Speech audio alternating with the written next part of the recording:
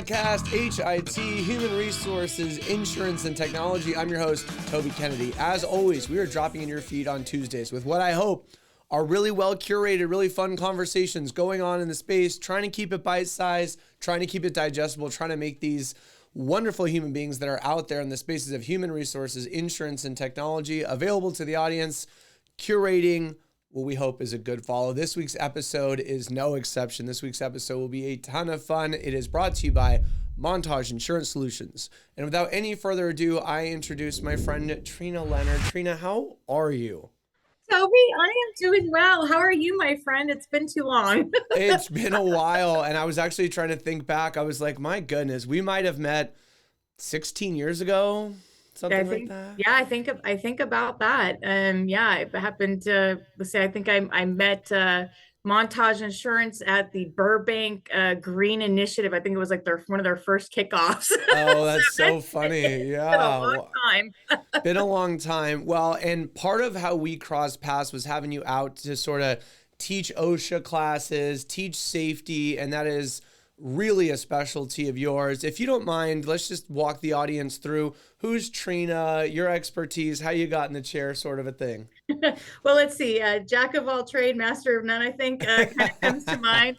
I started in industry quite by accident. I was going to UNLV, and my degree, field of study, was actually in political science. I was going to go out and save the world by becoming a lobbyist and working for nonprofits, and happened to pick up a job at a rock quarry for a scale clerk. And I was like, I can do that job. And you just truck goes over the scale, you give it a ticket. I'm like, hey, this is great money. And it fit my schedule for school, and happened to have an opportunity to go and work in dispatch, and happened to have an opportunity to go. And I was always volunteering for the next thing. I'm like, oh, I'll do that. Or, oh, I'll do that. That's awesome. Turns out I was a horrible dispatcher. horrible dispatcher. But found my niche in, they said, can you help out safety and health? I'm like, sure. So I go in and found out that I was pretty good with organizing records, training records and files. And pretty soon they're like, can you do an orientation? And I'm like, sure. And I did an orientation. I'm like, I like this. I get to teach, I get to interpret the law, which I love. And I get to help individuals think about safety, not only at work, but also at home. So kind of rounded it out, and worked in the mining industry for 15 years, mining concrete quarries. And then a couple of years ago, I made a jump to chemical manufacturing, which was a pretty big change for someone who's been in a rock quarry. Yeah. But have learned so many great things. Now I work with foam, polyurethane foam, and painting and coatings, and I get to travel, and I get to do other types of classes and training. So, it's definitely been a great career. It's been a lot of fun, and I still get to meet people and get to do different types of trainings and events. So it's pretty fun. But now I'm in Houston, Texas. So that's where I'm based out of right now. That's awesome. Yeah, I know you've always really been someone, when we touch and feel the kind of workers' comp side of the insurance world, and even employee safety, just such a wealth of knowledge, right? Just really able to be that kind of sounding board. And I wonder, for the audience, for anyone that, maybe either got tasked with safety or kind of has that under their purview, what are some of your thoughts on how employers effectively approach safety training, imparting that message, kind of bending the claims curve down, sort of a thing? I think some of the initial things you got to do is you've got to have some data, right? You've got to analyze, where am I seeing injuries? Am I seeing injuries in, hand injuries? Are those hand injuries coming from people not using gloves, or not using the appropriate gloves? So you've got to kind of look at where are you seeing some of your metrics coming in, and then kind of focusing on, what are some of the things that we can do? But I think the one big thing that you always have to do is you need to bring your employees into the conversation. They have to have buy-in, and the way that they have buy-in is by having a voice. Look, I've gone out, I thought I had the greatest solution in the world to some situations, and I went out there, and that round ball would not fit in that square, because it just wouldn't work. But I didn't take the time to bring in the folks that are actually working with it. Whether it's, having them try out samples, it's having them, come in and do, a risk analysis. It's just bringing them in the conversation. They want to be part of it. Now they may sit there and be quiet for a little bit, but you got to drag it out of them sometimes. As hey, well, what do you think? Have you considered this? And get their feedback and get their buy-in. Once you get that, that's a lot of the legwork right there, is getting the buy-in and getting it from the right employees. Which employees kind of, they're kind of the cool kids in school. Which employees the other employees are going to follow. And if you can tap into that and bring them into the conversation, that's going to be half the battle. Yeah, I think the book, The Tipping Point, talks a little bit about, I might have the wrong book, but it's definitely a Malcolm Gladwell book, where he's talking about how some people are almost like, sort of like, I think he calls them mavens or something, but like super spreaders of information. So where some people might be able to amplify a message a certain percentage, there are those people that can amplify messages more greatly. And you're saying if you can try to identify those guys and bring them into the fold, do you have any kind of tips or tricks on how to bring those guys into the fold? So one of the things that I've done before, and I've had some successes, is, just having a conversation with them. Depending on the type of personality that I might be dealing with, is like, hey, really kind of talking to them and talking them up, because they are the expert, like, hey, Mark, can I talk to you for a minute? Like, we're having a lot of issues with glove usage, and I don't know, what's going on, but you've been here a really long time, and I was wondering if you might be able to give me some of your expert, analysis on what kind of you think is going on. Kind of the carrot and the stick. You are the expert. You've been around a long time. Do you think you could give me a few minutes and maybe we could sit down and I can show you some ideas and you give me your thoughts? Yeah, sure, Treena, not a problem. Again, it just depends on how your approach is going to be with them. But the other big part is follow through. If you bring out that you're going to be doing this, and Mark's going to be helping you out, and then you do nothing, you've lost them. You've lost your audience. You've lost your credibility. And that's the hard thing. If you don't follow through, you don't close that loop, and you don't give them the feedback after you've tried something, the next time you ask for them, like, what's the point? They're not going to tell us anything anyways. I mean, I'm just sending mail to an empty mailbox, right? Yeah, exactly. So you're touching upon sort of the idea that, hey, we don't want to invent from the top down. We want a little bit of grassroots. We want some involvement from everybody. We want to be mindful of the folks that we ensure, hey, listen, while I'm getting this involvement from everybody, you're super important to this. You're super important to this. Give them extra sort of feedback, be good on the follow through. How about as we get this stuff off the ground? I know you and I were talking a little bit kind of before the cameras heated up, that you kind of feel like you have some good tips and tricks up your sleeve for how to successfully impart information to adult listeners. Well, I think one of the things that we tend to do, we're very good at PowerPoint. Yeah. We love PowerPoint, right? And PowerPoint is great. And it certainly, I mean, I'm not going to go in a room and not without presentation without a PowerPoint, but my PowerPoint is it's just a guidance. It's not something I should be reading from. Adult learners, we're very competitive. We want to have fun. And when you bring things out like, bringing out activities where it's hands-on and people are engaging, they're going to remember that, right? They're going to remember that I gave them 10 pieces of dry spaghetti, a marshmallow, a piece of tape, and string. And they had to get the marshmallow onto the tallest, as high as they could with these things. And you've got, marketing working together. I got maintenance over here. I got somebody from, the manufacturing, and you see all these folks, intensely trying to get this marshmallow, on top of this, this structure. And they look at me, they're like, okay, well, what's the answer? I'm like, I don't know. I said, I'm expecting you guys to tell me, how did you do it? But what you start to see is interactions from departments that maybe typically don't interact a lot together. Like, manufacturing isn't going to be, engaging with marketing. That's just not something that they would really do. But when you get those people together and they start to have fun and they're starting to learn about, what other people bring to the table, the conversations can really open up. And people remember that. I had somebody say, hey, I remember that time you had us playing with Legos, and Yeah. I mean, are you necessarily tying the spaghetti, marshmallow, Legos into your lesson that you're trying to impart, or are these like breaks along the way to give our minds mental breaks? How are you using Legos to impart your message? So with the Lego one, actually, what the Lego game that I've actually adapted from another session I had years ago. What that sets up to do is it has certain people assigned to certain tasks, and really it's kind of a job safety analysis, and kind of, do you have the right person? Did you have the right person doing the right job? Were they performing the right job based on their skill set? And it kind of breaks it down to, how often do we maybe go to somebody and maybe they aren't really the person that we should be having doing that job. They're really good at this, but we have them doing this. And so it's kind of, getting to know your coworkers, kind of getting to know your and getting to know your audience. So it's a little bit of both. I think you can, you impart a lesson on, making sure you have the right people for the right types of tasks, but it's also about kind of some of those icebreakers, Yeah.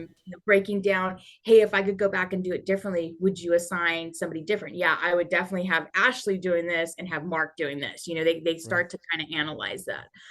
But a lot of times the games and what it imparts in folks is it's something to remember, but then there's also, you always want to tie it into some type of a lesson, right? We want some type of a lesson for them to have. We did one recently. We had a global safety day. A global world safety day is on April 28th this year. And we had our global safety day event. And we had all kinds of different little scenarios they could do and games they could play. And had some fun with some beer goggles. Actually, they're impaired vision goggles. And we were talking about, the importance of, hey, you may not think you're that impaired. This is going to mirror what you would be at, at 0.08, and then we have them trying to like walk a line, Yeah. or, try to throw an object into a bucket. And they're just like, wow, that, kind of, I'm a little bit more off than I thought I would be, Yeah. so always trying to impart it back to a lesson, to say some type of a life or safety lesson for sure. Yeah, yeah. And gosh, I love the kind of gamification approach, because you're right. If we all get PowerPointed to death, and especially, my goodness, where the presenter, like you said, just has 9 sentences on the one slide and they're just reading it verbatim, you're just like, my goodness, this is difficult to retain. It's And I think that's kind painful. of the point, right? It's painful. Yeah. Yeah. But you're getting at the idea that, like, look, if what we're doing here is we're trying to impact safety, we're trying to be high efficacy in our efforts. We want ROI on this stuff, and box ticking read the speech is not going to change human behavior. But if you can find these sort of more fun ways to get your message across, I don't mean to keep pulling at the same thread, but I'm having so much fun with this. Do you like, what types of games, or how can one come up with a game, or what inspires you? How do you figure out, all right, big picture, today I want to cover XYZ lesson because I've noticed N volume of claims in this particular way that I can touch and feel. Now I have to invent a game. Like, how does that process go? So, sometimes it's going to depend on, a couple different things. Is, what am I seeing out on the floor? If it's something that it's an immediate, hey, this is a safety stand down. All hands on deck right now. This is something we're addressing immediately. Now, where it's something that we're going to be, for our global safety day, for instance. One of the other things that I definitely want, people to remember is that there are a lot of resources out there that are available for companies to call in. So, we had MCR gloves that actually came in, and they did a free glove assessment for us. Yeah. Ansel will come in and do a free glove assessment. New Pig will do a free spill assessment for you. So there's all these different technical, and they're free. So those resources are so amazing to have come in. And they also will do, training sessions. In fact, Yeah. Bernadette Johnson we had from MCR, she was fantastic. I mean, I was Way to like, go, Bernie. it was so, like, I sat back and I got to enjoy her so much. I'm like, you are awesome. I'm like, Yeah. she was so good Yeah. in knowing, her audience. I mean, she just picked it up immediately. But on the games, a lot of it is stuff that I've just kind of adapted over the years. Yeah. Um, if we're talking about, safety glasses, folks are not wanting to wear safety glasses. They're constantly, being told, hey, get your safety glasses on. A lot of times, I'm checking what the issue is. The fit? Are they fogging up? What's going on here? But I actually took a game from a baby shower where you put safety pins in rice, and I put things like little wing nuts and little screws, and I put them in rice, and I blindfold them and say, okay, now you're blind because you refuse to wear your safety glasses, and we're going to have to try to get through life. Now try to find like a coin and put your hand in there and try to find a coin and try to pull these things out, because that's how tedious things are going to be without your eyesight. You're not going to be able to actually see things. Yeah. And they have a lot of fun with that. It's just kind of there are lots of books out there on game team buildings. Yeah. That are on the internet. But a lot of them, I've taken one, it's minute to win it challenges. I've taken some of those and adapted them into safety games, but it also has got to be, where everyone, the more you can get team groups to participate, the more fun it can be. When they're competing against each other, or they're, competing in teams, I tend to have a lot more participation.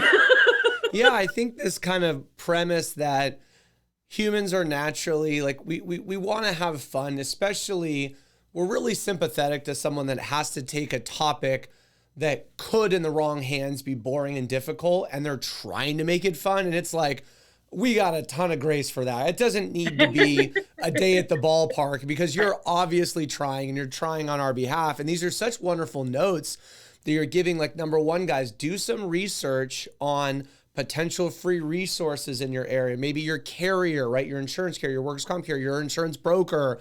Look up on Google, or even find books that have kind of games that you can adapt. So when you think about, and maybe this even gets beyond safety, but like topics that we need to train on in HR that we're worried about. And I know today we're talking about safety, but I can almost see it applying more broadly, where you say, all right, let's put on a different lens, and let's go find, like you said, some book on games, or something on the internet, or a baby shower, or bridal shower, whatever, drawing inspiration as someone that needs to teach groups of people. These are such fun thought experiments for me and you to be talking about right now, to apply later to these types of things. Yeah. And I mean, I got my wheel of fun back here. Yeah. Jeopardy, there's also on the web, there's all types of Jeopardy templates. You can, have them interactive. So, it just depends on where you want to go, how much you want to, you want to be spending. But, again, once you kind of get it dialed in, it becomes a lot of fun. Now, the challenging part is once you go through all of those with your people, is keep coming up with new ideas. Right. You set a high bar. Yeah. And the other part too, is our guys, I tell my guys all the time, I want you taking this home with you, right? I want you taking safety home with you. I want you talking about this message with your family. I want you talking about this message with your spouse. I bet they are, by the way. Like, this is a great way for you to get at their dinner table when the spouse says, how was work today? And he goes, well, she made me dig around a bowl of rice because I've been farting around with my safety goggles, Yes. Exactly. Yes. And I think one of the best things, one of the things that, my passion is people. I love to be able to, I love meeting people. I love, getting to teach people. I love them teaching me, because they teach me all the time, every day. I'm learning something new from them. But when someone comes in and goes, Miss Treena, I totally heard your voice in my head this weekend. And I'm like, okay. Love that. I was getting ready to do this, and I remembered you showing me all those ladder videos, and I'm like, man. Yeah. And I got down, and I'm like, yes. For the win. Yes. Yeah, he's at home just changing a light bulb, about to grab a swivel chair, and is like, no. Let me get the step ladder. Trina's right. I'm gonna break my neck. Yeah. That's really that's really what inspires me, what keeps me going, is when there's days where I'm like, man, these guys just don't get it. I'm like, what am I doing wrong? And then there's days when someone says, hey, and I almost did this weekend, and I thought about something that you said or something that you showed us in a video. And you know what? I really appreciate it. I didn't do it. And I wanted you to know that, we are listening to you. Yeah. And when you can get that message back from the folks that you are, have really are the ones that you're training, and they come back to you, man, there's nothing better than that. There's no Yeah. paycheck bonus or gift or anything bigger than that. Is You're that so sweet. I love when people are doing something in a job and they're just like, when I hit a home run, this feels better than anything in the world. That means you're doing the right job. God yes. bless. That's awesome. I want to key in on another thing you mentioned, because so one of the topics we spent a little bit of time on just now was training and how you're training. And that's sort of maybe a little bit bigger and broader. You also talked about a few like specific interventions. And what I liked is when you said, hey, if someone's having trouble with how often they're willing to wear their safety glasses, you're coming in and say, hold on, is it the fit? Is it fogging up? Right. So that doesn't necessarily need to be a whole training session. That might just be, hey, we have this micro problem and I want to drill in and address that.